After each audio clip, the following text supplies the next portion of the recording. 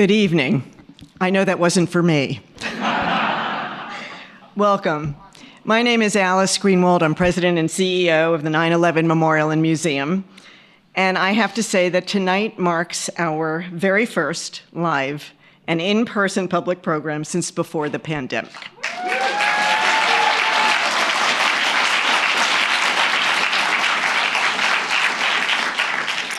Now, that's what I call a milestone. And while we managed to offer a number of fascinating virtual programs over the past 2 years, it is with a sense of pure joy and renewed possibility that I welcome you back to this auditorium for what I am certain will be a memorable and important discussion. And of course, we do welcome all of those who are watching us virtually as well. You know, just a few months ago, we marked the 20th anniversary of 9/11. 20 years, the span of a generation. The attacks will forever be seared into the memories of those who witnessed them. But for a new generation, with no lived memory of the worst terrorist attack on American soil, this is now history to be learned and examined. How the events of that day shaped us and shaped the world, and how decades later, their legacy continues to echo. With this in mind, we are particularly honored by the participation of tonight's speaker, Secretary Hillary Rodham Clinton, an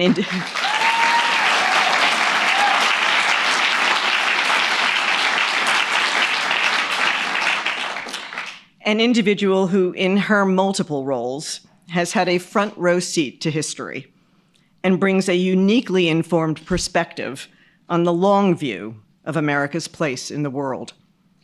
While she needs no introduction, I will nevertheless share a bit of Secretary Clinton's impressive career history. She has spent 5 decades in public service as an advocate, attorney, First Lady, U.S. Senator, U.S. Secretary of State, and presidential candidate. As our 67th U.S. Secretary of State, her smart power approach to foreign policy repositioned American diplomacy and development for the 21st century. Secretary Clinton played a central role in restoring America's standing in the world, reasserting the United States as a Pacific power, imposing sanctions on Iran and North Korea, responding to the Arab awakening, and negotiating a ceasefire in the Middle East.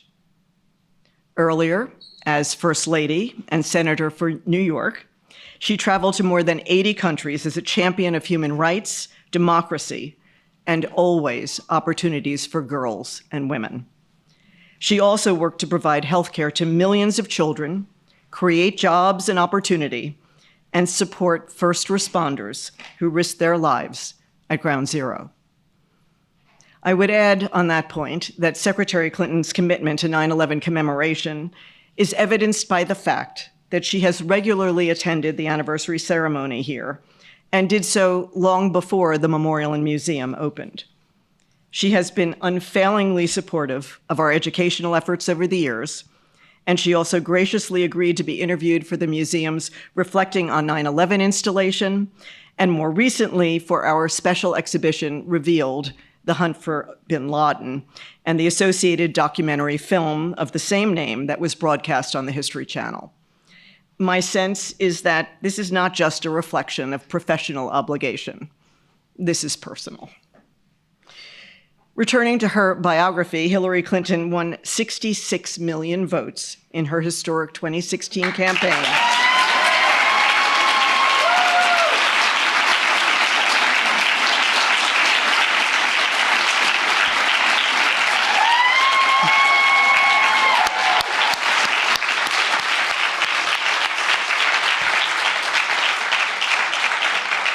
I guess I don't need to add that that was for President of the United States. She is the author of, as if she has the time for this, 9 best-selling books and host of the podcast, You and Me Both. And for anyone who is unaware, she is married to the former US President Bill Clinton and has 1 daughter, Chelsea, and 3 beautiful grandchildren, Charlotte, Aiden, and Jasper. This evening, we are privileged to have Secretary Clinton here to reflect on how the events of 9/11 profoundly transformed how the United States engages with the rest of the world and what the future might hold for American foreign policy. And I am quite sure she will speak to what is top of mind for all of us, the current horrific war and humanitarian disaster in Ukraine. So without further ado, and with a great sense of privilege, I'm going to turn it over to Executive Vice President and Deputy Director for Museum Programs, Clifford Chanin, in conversation with Secretary Hillary Rodham Clinton.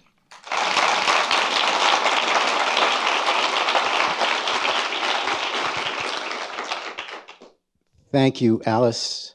It's great to be back. It's great to look out and see half of all of these friendly faces. We wanted to start with a bang, and the big bang has now occurred. So, Secretary Clinton, thank you so much. I know we had some delays and postponements, and you stuck with us, so we really do triply appreciate you being here. We had talked about a program structured around a number of issues, but time has passed, and the world has changed. And for more than a month now, there has been fighting, brutal fighting, in Ukraine. So I did want to start with that. And if we could step back, because your own experience leading the State Department put you into contact with President Putin in Russia. You were in charge of how we were managing that relationship. What do you see in what has happened in Ukraine that you understood or you had encountered before in your dealings with Putin? Well, that's a really critical question, and I'll do my best to answer it because it is complex, but I do want to thank everyone here, starting with Alice and you, Cliff, and the extraordinary board and staff and volunteers who make this such an important and special place. It really is always a real honor for me to be here. So thank you for asking me to appear at an event that kind of gets back into the rhythm of having live events on issues here at the Memorial Museum. Look, I think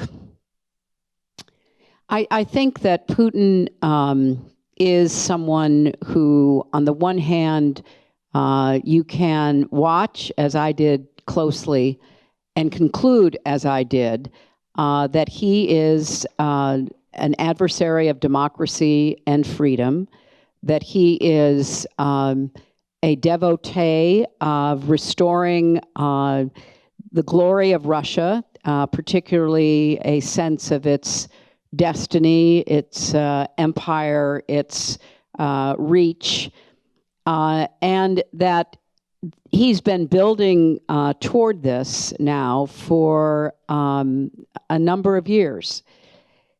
Remember, he invaded Georgia in 2008 and seized 2 provinces there, including one on the Black Sea, because he viewed that as part of Russia's patrimony. He obviously, as we now know from the news coverage, invaded Ukraine and annexed first Crimea and then tried to seize and occupy the eastern part, Donetsk and Donbass, and he continued fighting there. What people were not paying attention to is that since he invaded Ukraine back in 2014, over 10,000 people have died in that conflict. But it was a low-level conflict, not covered by the media. It just seemed to be something that was happening somewhere far away. I would also add that he conducted a brutal air campaign in Syria to prop up Assad, in league with Iran, and when we see now the pictures of the devastation wrought by the bombing that is being carried out in Ukraine, go back and look at the pictures of places like Aleppo in Syria. So he has been building toward this moment.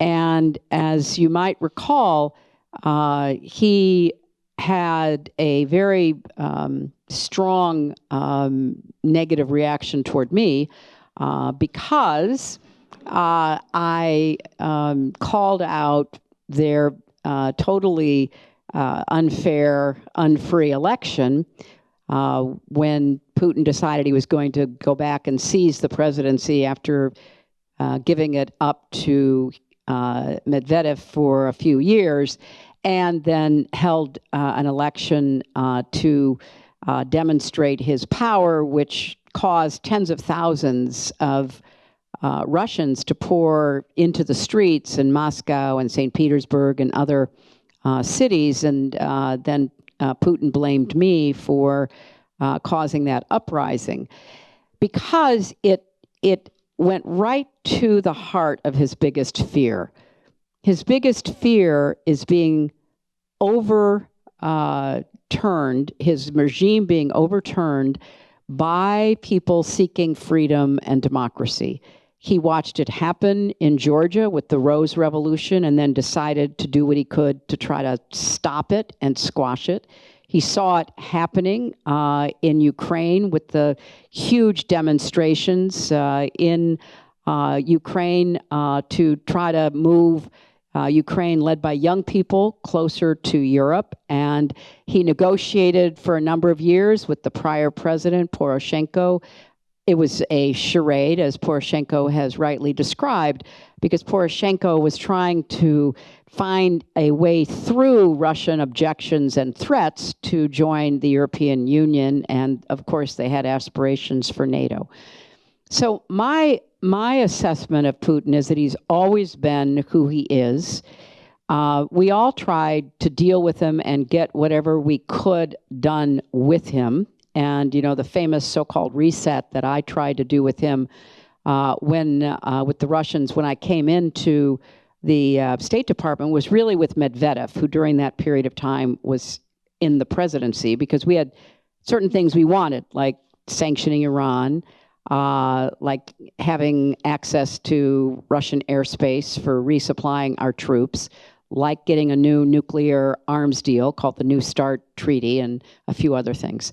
So I've always been of the mind that if there were ways to find some kind of common ground to have an outcome that was in our interest, we should pursue it. But I had no illusions about him, and of course, he had no illusions about how I felt about him. And now, I would just end by saying, why is this happening now?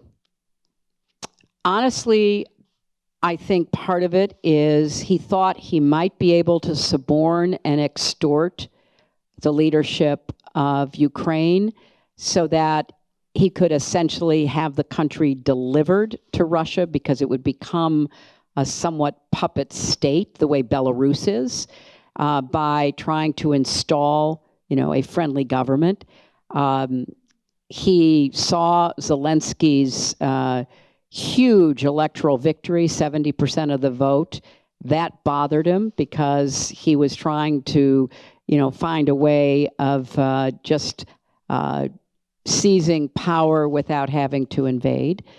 He also lost the alliance of Donald Trump, who was basically supporting him both through word and deed, the constant attacks on NATO, for example, the effort to attack the Zelensky government with the accusations that they were corrupt, and they were corrupt on behalf of Joe Biden. That was disproven. That went away. So I think part of what we have here is Putin deciding to really throw the gauntlet down and make this unprovoked attack on Ukraine. I think he may be the most surprised person that the United States and our NATO allies are unified against him, and that we even have support from other countries like Japan and elsewhere. But he's going to, in my view, double down on the barbarism that we have seen in how he's treating, the people of Ukraine. Let me ask, you would have received many briefings, and of course the image of the first Soviet and then Russian army was of this extraordinarily powerful adversarial force. That's not what the performance has been. Does that surprise you? Do you think that they have more cards beyond simply the brutality of artillery and bombardment from distance? Do you think they have more cards to play, or is this much more of a paper tiger than we realized? I wouldn't call it a paper tiger. I think what you're seeing is the Russian military behaving pretty much as the Russian military historically has and finding out it's not working. The Russian military has always thrown a lot of men at whatever problem they faced. They've had a history of brutality in countries that they have occupied. They have also shown real bravery, especially during World War II in a place like Stalingrad, Leningrad, St. Petersburg, the siege there. So I think you're seeing a military that has been surprised that its brute force, its intimidation, its tanks, its missiles, its air power to the extent that it's been used, its ships in the Black Sea bombarding the coastal areas, that it hasn't worked. And, it didn't work very quickly or easily in Syria either. The amount of destruction that they imposed on Syria, the Syrians, those who were, trying to defend their homes and their families and trying to stave off that kind of brutality, they held out for a very long time, but they didn't have the defensive equipment that we and others are providing to the Ukrainians. And what we're seeing is how effective portable weapons are, like Stinger missiles or Javelin missiles or some of the other forms of anti-tank and anti-aircraft missiles being provided by our allies. So I think you're seeing that the Russian military has failed in understanding what it would mean to invade a country willing and able to defend itself. And the final thing I would say, because I think this is also important, there are lots of reports that the conscripts being used in Ukraine have no idea where they are and what they're doing. That doesn't surprise me. So what it appears to me is now happening is that Putin is falling back on mercenaries. The Wagner army, which is a largely but not exclusively Russian mercenary force that he's used in Syria and Libya and the Central African Republic, and it is under the direct control and the payment of one of his oligarch enablers, and also using Chechens, recruiting Chechens who survived a very brutal war conducted by the Russians, first Yeltsin, then Putin, and now are basically run by a puppet of Putin. They too are being sent into that fight. So I think they're going to double down on brutality and destruction. And we saw what they did in Bucha and other places. And that's why we have to double down on getting them more lethal aid, more quickly, more humanitarian support, everything we can do, while the Russians are somewhat repositioning for what I think will be a full-out assault on the east and the south, because I can see Putin taking much of the east and taking the south, Mariupol, maybe even Odessa, as the prizes, and then stopping for a while. And I know Ukraine intends to try to prevent that from happening. You talk about the need to provide them with even more weapons that we and our allies have done. President Biden has made clear that there will be no-fly zone, which is a demand that some are making, and that some of the kinds of weapons that he's seeking, at least, are not yet being offered to him. And the president has clearly stated that he is concerned about the risk of this sliding into a direct confrontation with all the possible risks that that would bring between us and the Russians. So the question for you is, how do you think that can be calibrated? Obviously, this can't be controlled completely, and the Ukrainians seem determined to keep fighting indefinitely. And so is there a limit to what we can and should do? The president has set this particular limit. Do you agree with that? Do you think we can go further in what we're doing in terms of the risk of extending this into direct conflict, or Putin crossing a different border for the same purpose? Well, I think that, I think, first of all, the administration has really handled this very well. And I say that for several reasons. I think, first of all, they are to be given a lot of credit for doing something which is unprecedented. And that is, they released a lot of classified intelligence to demonstrate and preempt what Putin was going to do. You've got to recognize that for about 10 plus years, Putin's aggressive cyber attacks on European targets, on our election in 2016, on other targets in our country, has been fairly successful for him, and he paid no price for it. And so they had lined up a number of false flag operations. What they were going to try to do was to create some phony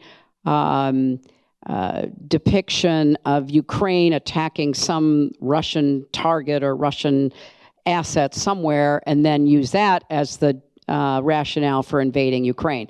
And because the Biden administration released all of that, it really stymied them, and I give them enormous credit for doing that. Secondly, uniting NATO and Europe and other countries behind Ukraine, particularly in terms of NATO countries in the supplying of lethal weaponry and humanitarian supplies, and even further beyond in coming together globally to impose very tough sanctions.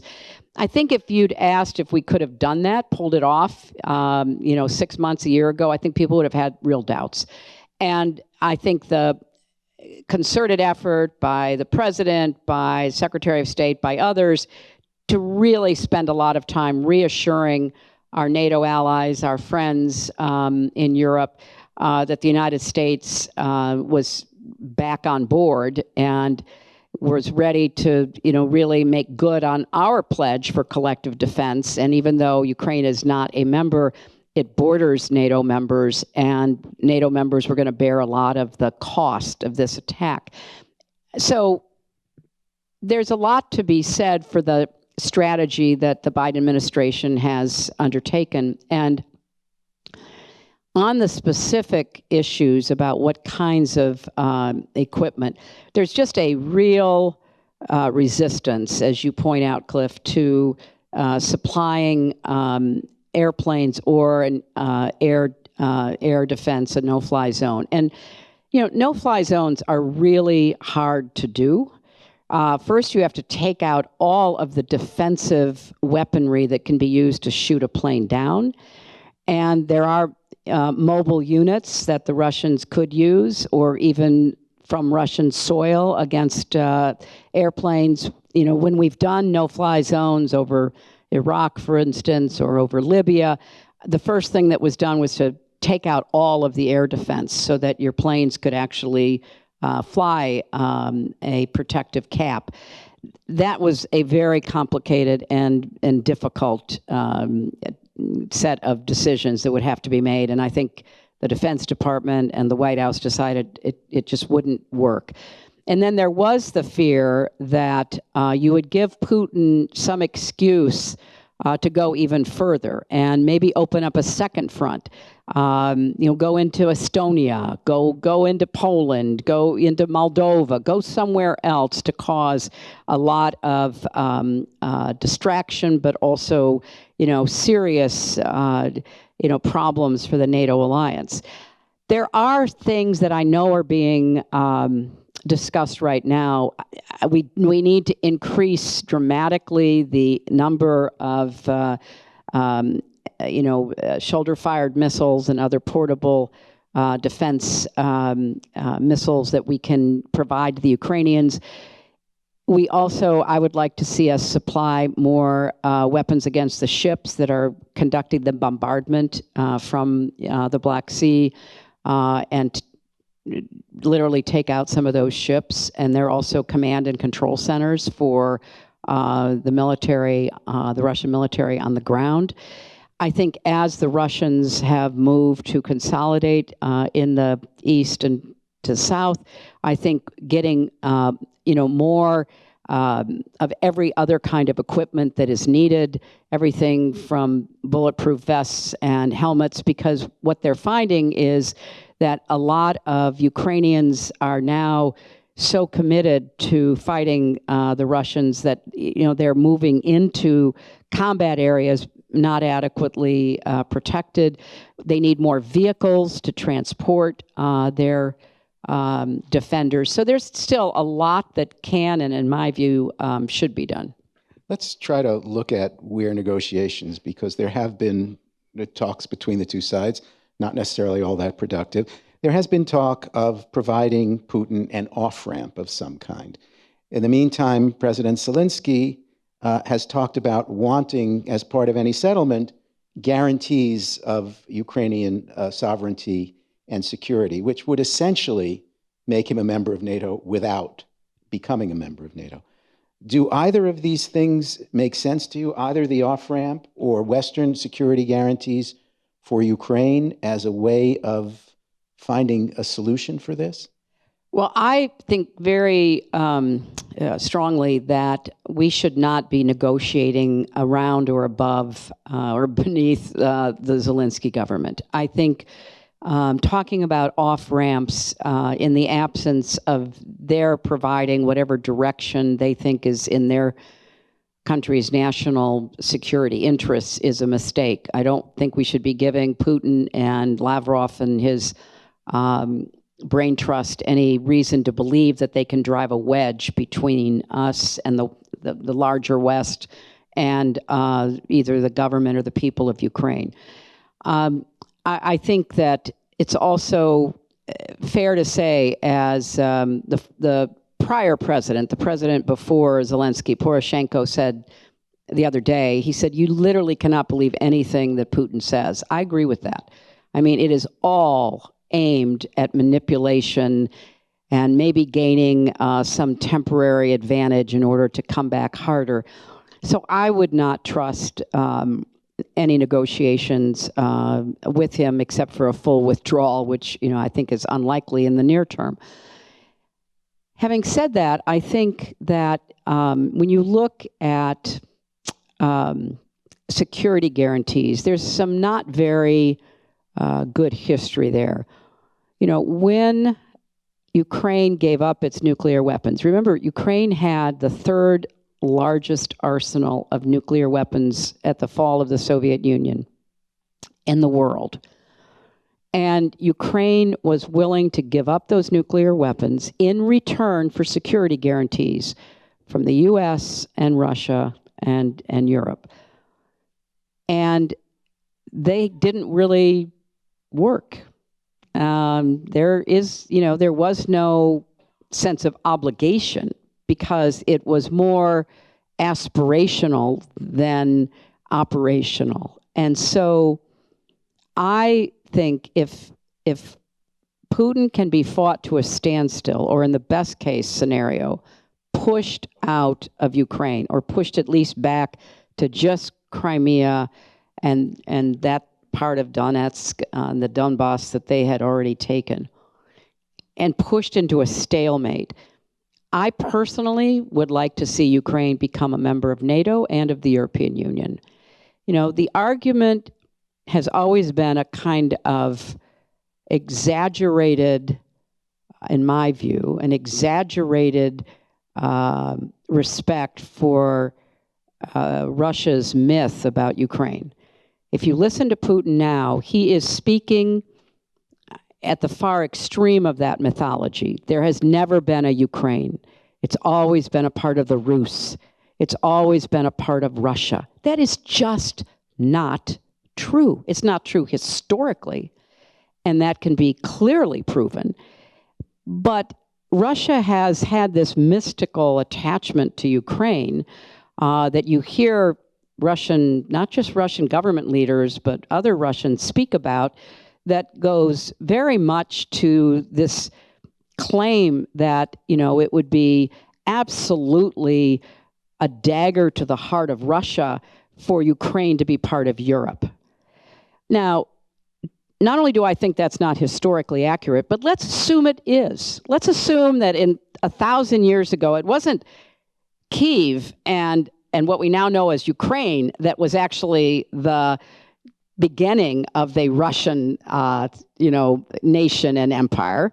Let's assume that this mythology is rooted in something other than hopefulness, wishfulness. That still, are we going to be telling sovereign nations that they have to live according to what happened in the 12th century? It's absurd. And when you think about it like that, for Putin to basically say to Ukraine, okay, yeah, you may have gotten out from under the Soviet Union, but we're never going to let you go, and we're going to make sure nobody else will let you come into any club that they have, and so you just better continue to pay allegiance to us. And so I happened to have been in Yalta in, I think, 2013. It was right after I got out of the State Department. I went to speak at a conference there. And that was while there was still hope under the Poroshenko regime that Ukraine could really get on a track to membership in the European Union. They were training with NATO. They actually sent troops to, NATO engagements. They'd been a part of what was called the Partnership for Peace ever since the 90s, but nobody realistically thought they would ever be part of NATO because nobody wanted to poke the bear. Well, we didn't poke the bear. Ukraine didn't become part of NATO, and the bear decided they wanted to devour Ukraine anyway. And, there's this big debate, and you can read what I wrote about it in my tribute to Madeline. You can read what my husband wrote about it in online in the Atlantic. The debate about NATO was a debate about, hope for the best, prepare for the worst.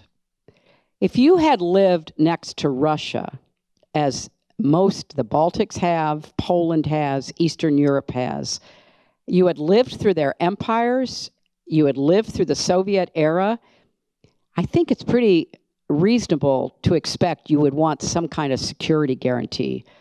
And you would be wanting to look toward Europe, and you would want to be part of NATO. And, those people who said, but we might upset Russia. Well, what about all these other, in the old days, we used to call them captive nations, who wanted a different future for themselves. So I am now very firmly on the side that if we can push the Russians back, we keep helping Ukraine, and their courage has been extraordinary. If we can get, at the worst, a stalemate, at the best, something even less than that, my attitude is, they've earned their right to be in NATO, and I would put them on a fast track to get there. Let me ask just a little bit more about Ukraine. The current situation is essentially the Russians doing all they can to brutalize whatever extent they can in Ukraine. On the other hand, all of the supplies that are coming in are allowing the Ukrainians, who are clearly committed to their own resistance, to bleed the Russians quite excessively. The point, I guess, is this is not really a stalemate, but it could turn into an extremely bloody stalemate.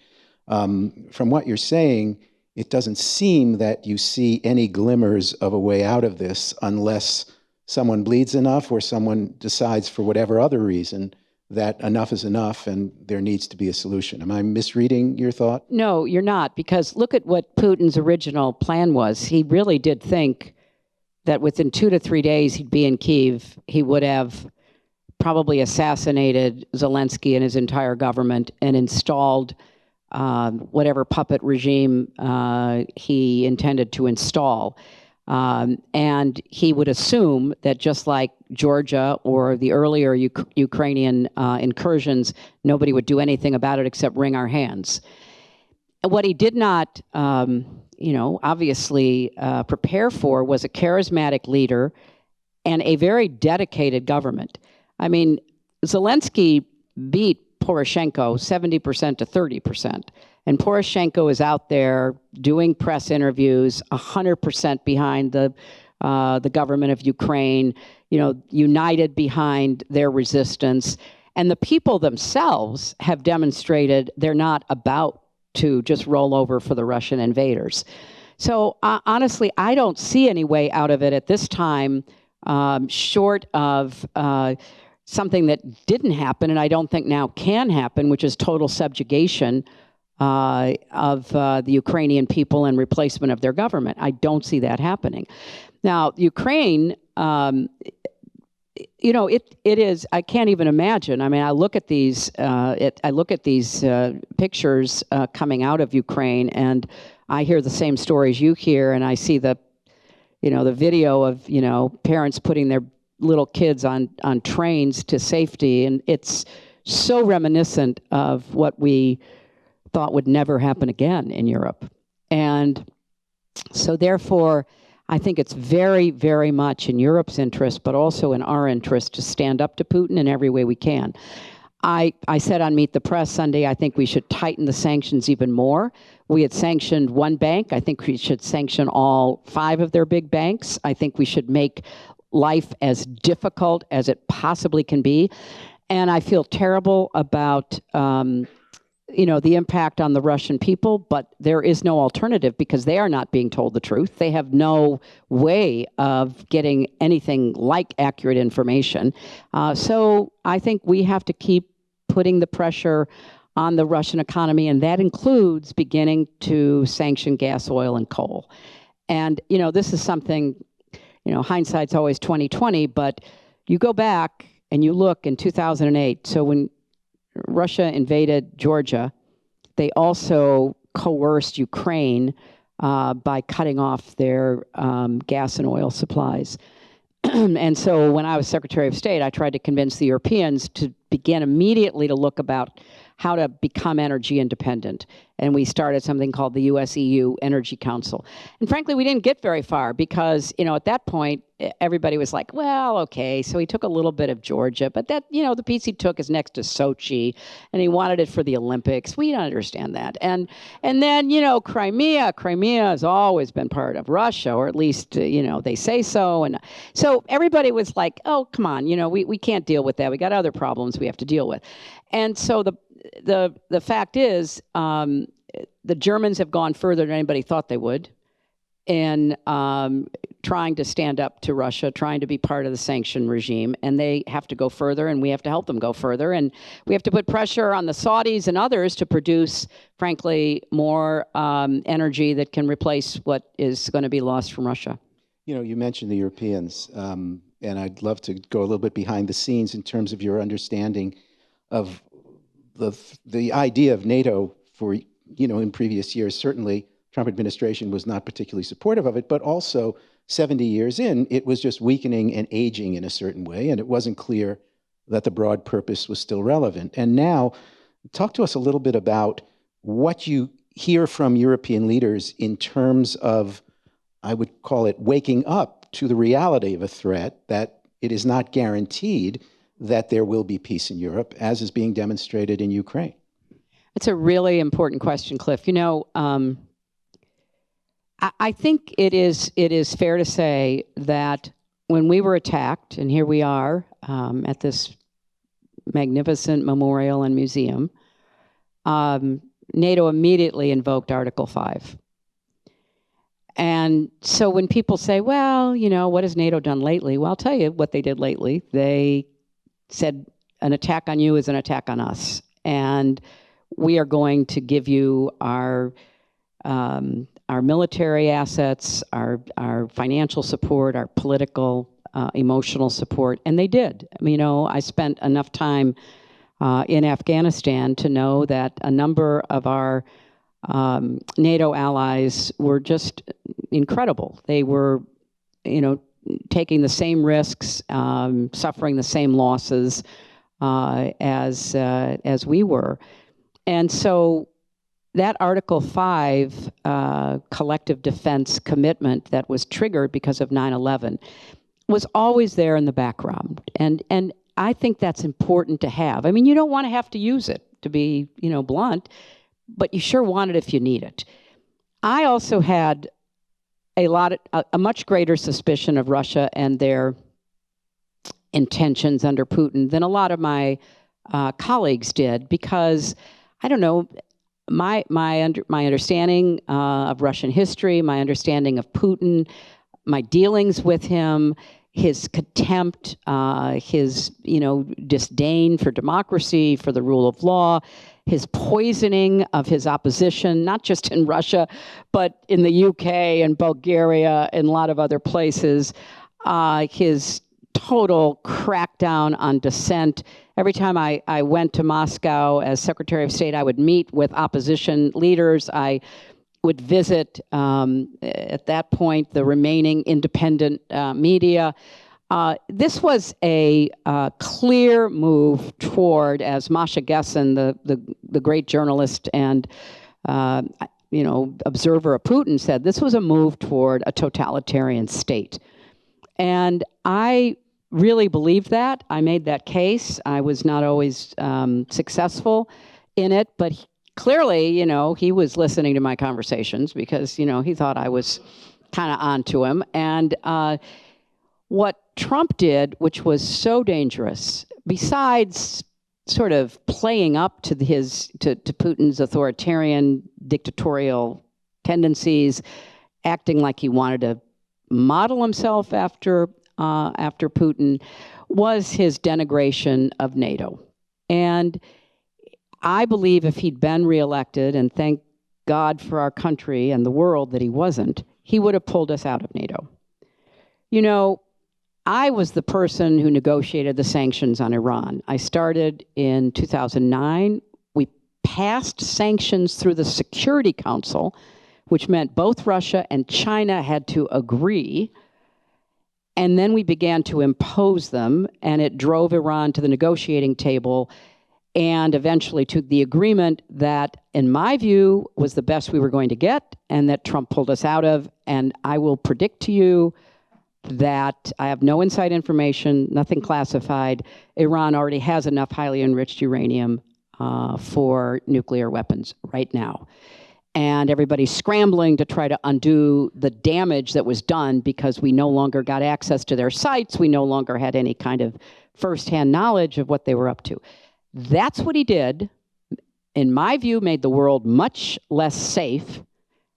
And that's what he would have done if he'd had the chance to pull us out of NATO. He pulled us out of Paris, the climate accord. We are still trying to make up for lost time there. That's, you know, another really missed opportunity. So I viewed NATO as, yeah, did it need to be modernized? I, like every Secretary of State for the last decades, would say you got to pay more money, you've got to put, you know, bigger percentage of your budget into defense. We did all of that. But it was an important part of not only European security, but transatlantic and global security. And the final thing I would say about that is one of the arguments I used to have with Putin and Lavrov, his foreign secretary, was over missile defense in Europe. And my argument always was, and I really believe this, because I thought that Putin would pick on small countries, suborn them from inside, buy off their political leaders, like he does with the right in many countries in Europe. But I never thought he'd actually launch missiles against Europe. But I did think Iran might. or might threaten to do so. And I used to say to Putin and Lavrov particularly, this is not about Russia. Not everything we do is about you. Get over yourself. This is about protecting Europe, protecting us from Iran. And that's why we're placing the missiles in certain places. We can't possibly protect us, or Europe, from your massive supply of both conventional and nuclear missiles. That is not what it's about. But everything that we even talked about doing, which would provide greater security to any European country, particularly those from the former Soviet Union and Warsaw Pact, especially on the borders of Russia, they viewed as a mortal threat. And I remember I remember one time I was in London in probably 2013, 2014. I think my book Hard Choices about being in the State Department, it was out, and I was promoting it there. And I went to dinner with a bunch of my British and expat American friends, and we were in this great restaurant, and we were having this really vigorous debate about Russia. And there were, some at the table saying, come on, don't be a Cold Warrior. Don't keep saying that you got to keep watching them. Don't try to say that. We're beyond that. They're not going to do anything. They want to live like us and all the rest of it. Anyway, this was the argument that was going on. And there was a waiter standing there waiting to take our order. And finally, he got our attention, and he said, before I take your order, I just want to say something. I am from Poland. You cannot trust them. Now, what's your order? One of the specials of the day, yeah. I want to shift a little bit because you wrote a really moving appreciation of your friend Madeleine Albright in the Times. And I think it highlighted certainly her idealism as a critical element of American foreign policy. I think you certainly, as Secretary of State, agreed with that approach. But, looking at the war in Afghanistan and what has happened there, and we went in and we were talking about one of our accomplishments being the changed role of women in Afghanistan. And then we left, and the Taliban has reversed essentially everything. And I understand that is a horrible thing for the people we left behind. But the question of the idealism in foreign policy is it cannot necessarily sustain a policy to the end point of that policy. And we left people behind, literally and figuratively, in values terms in Afghanistan.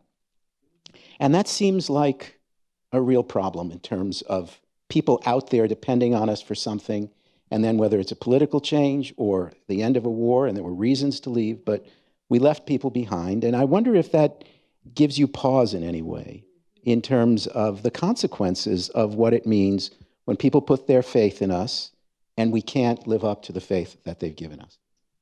Well, it won't surprise you to hear me say that I was, really very frustrated by and disappointed by the way we left Afghanistan. And I would say about my great friend Madeleine Albright, I think if she were sitting here, she would say she was an idealistic realist. Because she had lived through fleeing the Nazis, she had lived through fleeing the communists in her home country of then Czechoslovakia. And I think her understanding of how you have to really calibrate both. I mean, on the one hand, I'll get back to Afghanistan. I just want to say this about Ukraine because it's related.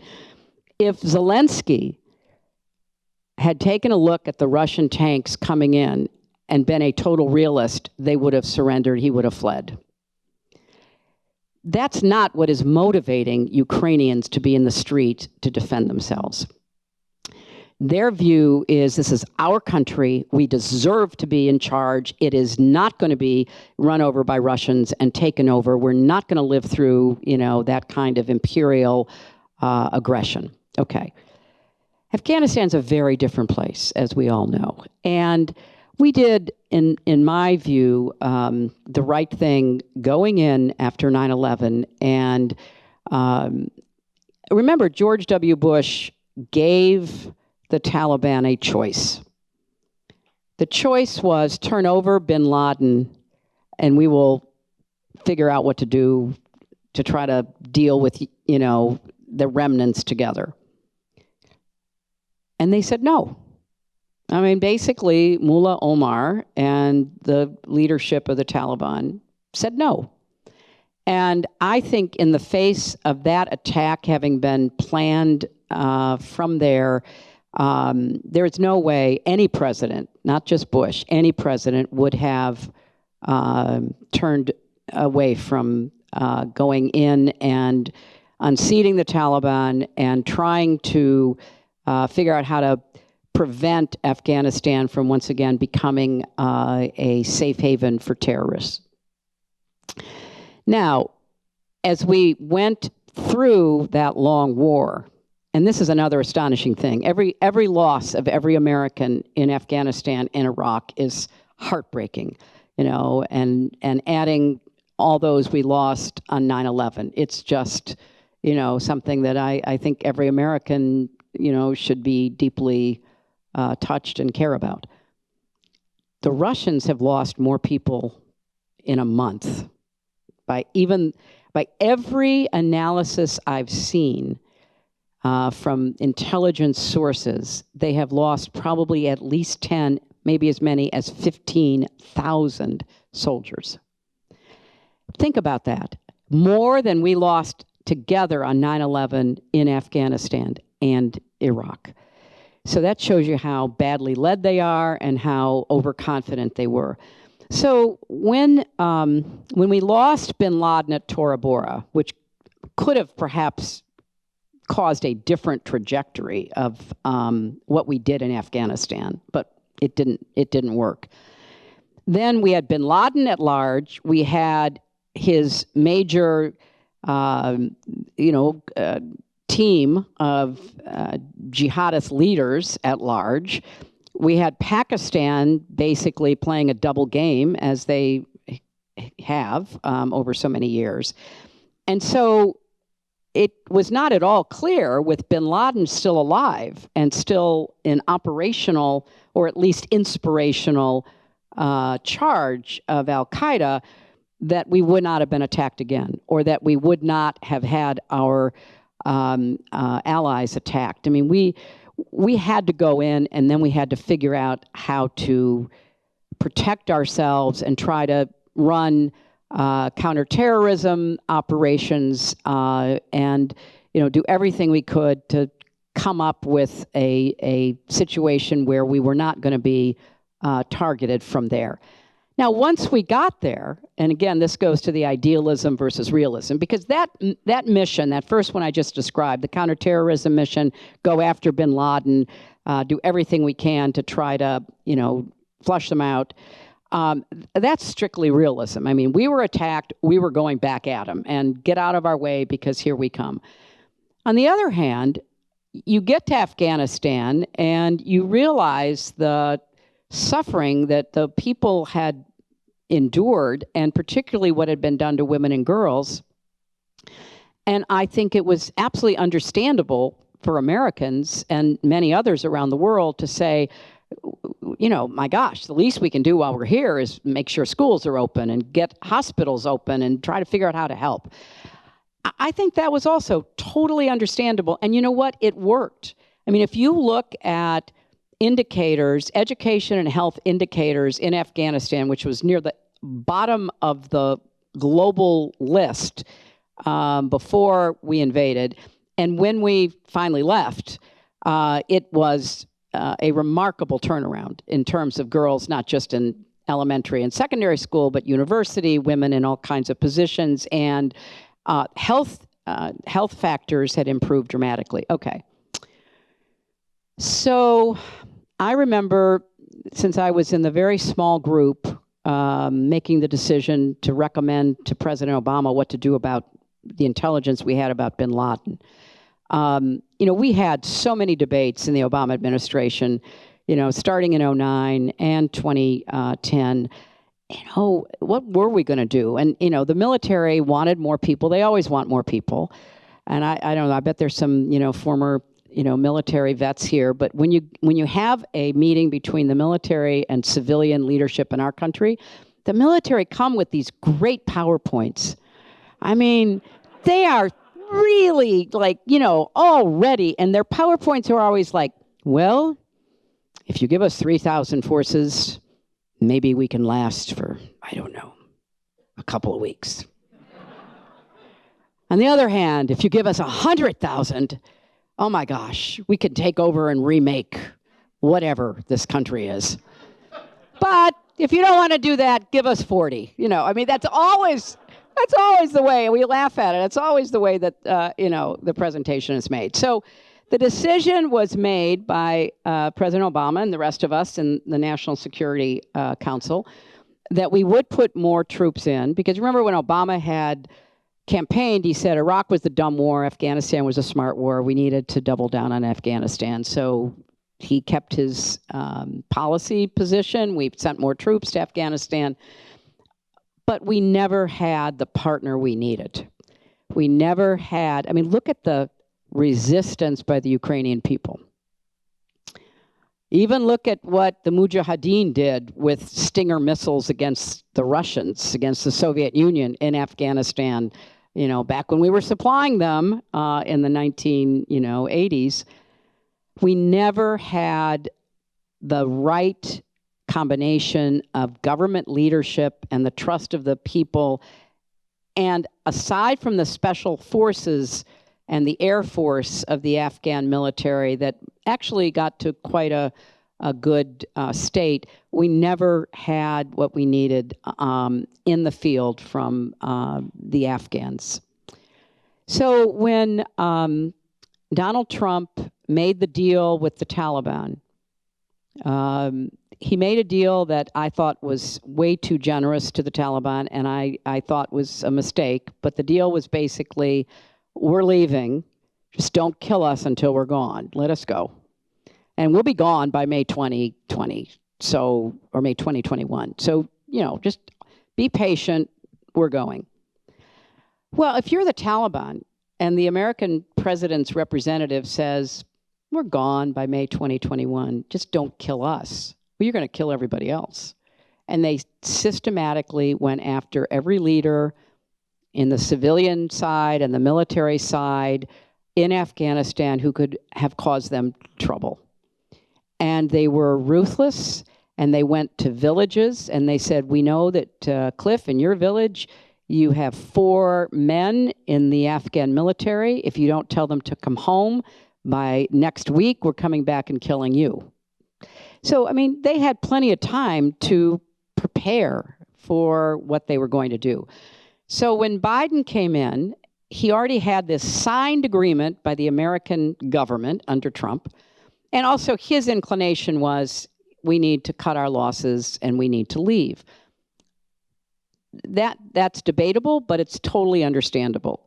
The real problem is how it was executed, and it wasn't executed well. And I've said this publicly and obviously to people in the administration. And the bottom line was they did do an amazing job evacuating about 120,000 plus people, American citizens, American green card holders, Americans, Afghans who fit into categories for visas.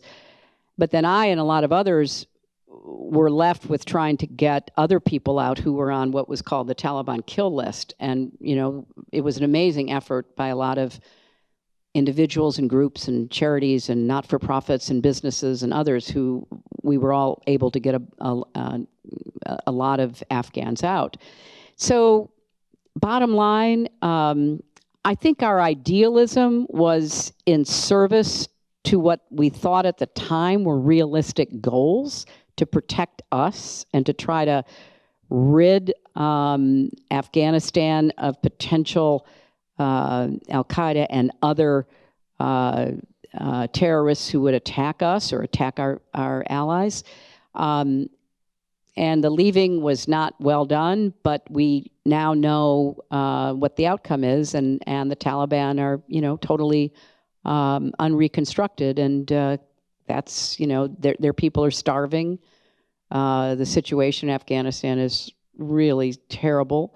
And they are, they want humanitarian aid, but without agreeing to let girls go to school and all the other stuff that they're supposed to have said they would change. So it's a terrible situation again.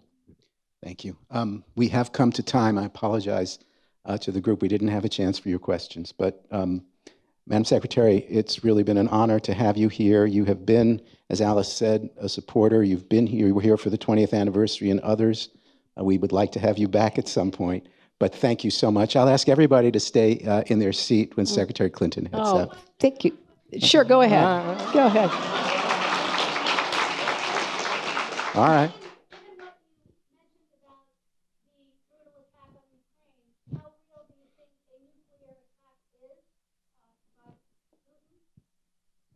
The question, if you could hear it, was how real do I think a nuclear attack by Putin is? Right now, I don't think it's real.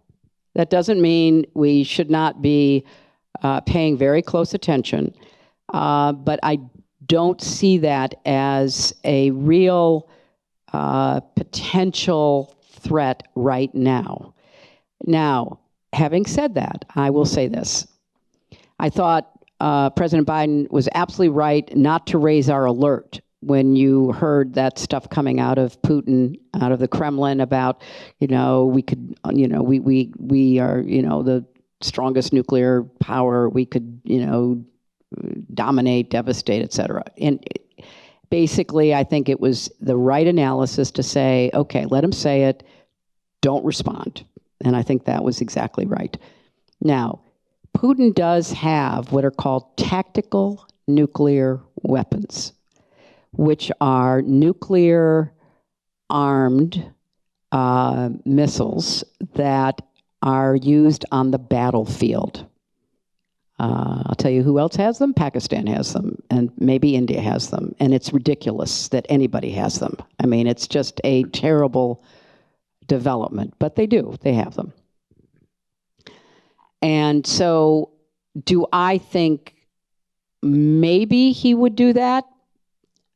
I think he'd have to be in even a worse position militarily than he is now. What I believe is that he's more likely to use chemical weapons before he uses nuclear weapons.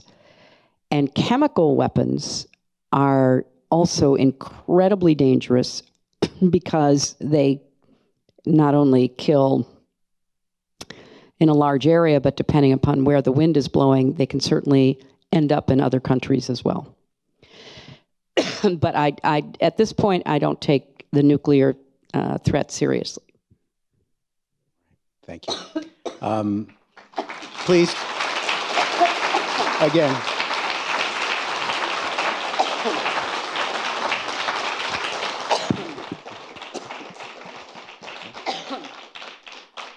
Let's, one more time, thank Secretary Harley.